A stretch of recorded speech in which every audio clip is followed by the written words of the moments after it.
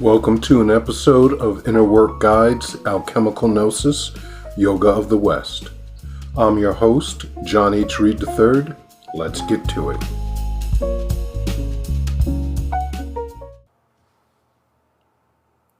Sustainable Transmutations, The Traveler, Part 10. The traveler felt himself take an involuntary step backward. He was afraid.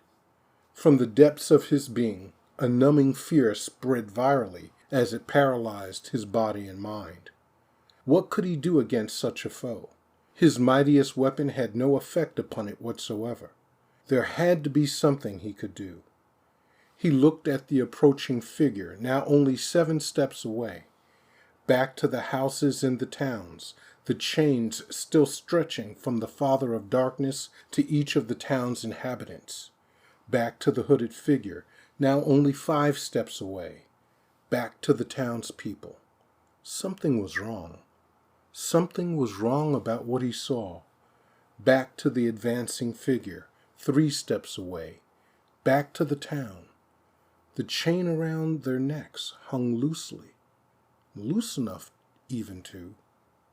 The traveler turned his gaze back to the hooded figure, who had stopped 1 step before him. The spectral apparition of the monstrous demon looming hungrily above it. The dark void inside the figure's cowl threatened to swallow the traveler's consciousness, his mind, being, and soul. The traveler looked back at the townspeople and then the looming demon, and it struck him like a thunderbolt. We are all our own jailer. How ridiculous this whole thing had been. There was nothing to fight against, fear, run from, or run to. This dark figure and his power are real, yes, but the townspeople could easily free themselves from their fears of lack, death, or want if they realized their inner truth.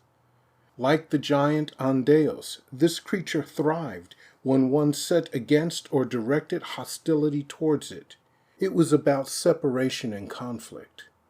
That looming demon began to look more and more like a caricature of all his inner fears and childhood misery. It was then that the strangest thing happened. Welling up from within the traveler, he began to chuckle louder and louder from the bottom of his belly until he erupted into a cacophony of full boisterous mirth. The traveler laughed so hard that tears filled his eyes and began streaming down his face. "You dare mock me?" the figure said, his shrill voice just above a whisper. "I do not," said the traveler. "I laugh at myself and my fear.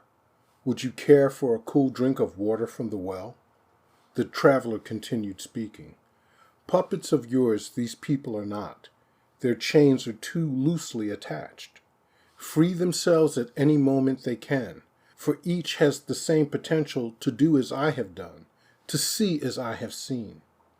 That demon above you looks like a compilation of mothers' tales told to children to make them behave.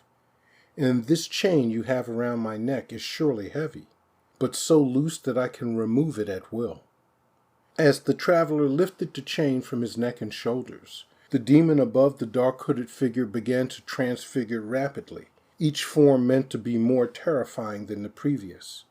It didn't matter. The traveler merely leaned against the well, arms crossed, smiling as he watched this final attempt of the figure and demon to exert control. The form of the dark-hooded figure seemed to join with the transfiguring spectral form and became a jumble of forms and species. A dark vortex appeared where the figure had stood, and as it spun, it became smaller and smaller until it shrunk to the size of a pea. Down came the thunderbolt of Zeus, and the speck turned a brilliant white, exploding thunderously. As it expanded, from its center emerged the centaur, presenting the staff of Mercury. "Welcome," he said, a genuine smile on his face. And that concludes the traveler's journey, or at least as much of it as I can share. Thank you for listening to this episode of Inner Work Guides, Alchemical Gnosis, Yoga of the West. Don't forget to follow or subscribe. Contact me by writing to guide@innerwork.guide. Go to my website, innerwork.guide. Create an account to get on the mailing list. Read the blog and listen to the podcast. Click on the donate button to support my work.